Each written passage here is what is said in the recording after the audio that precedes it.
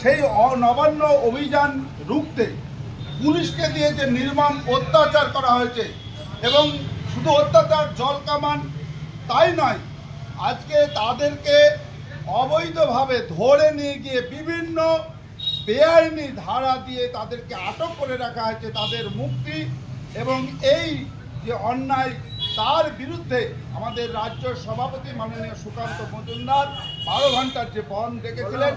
আমরা সাগরপাড়া তথা এই জলঙ্গি এলাকার সমস্ত কর্মীবৃন্দ, নেতৃত্ব, সুনাগরিকদের কাছে, ব্যবসায়ীদের কাছে, ব্যাংক কর্মচারী বন্ধুদের কাছে, আমাদের পোস্ট অফিসের কাছে, সমস্ত স্কুল এবং যে সকল যানবাহন তাদের কাছে আবেদন রেখেছিলাম এই জাস্টিসের জন্যে।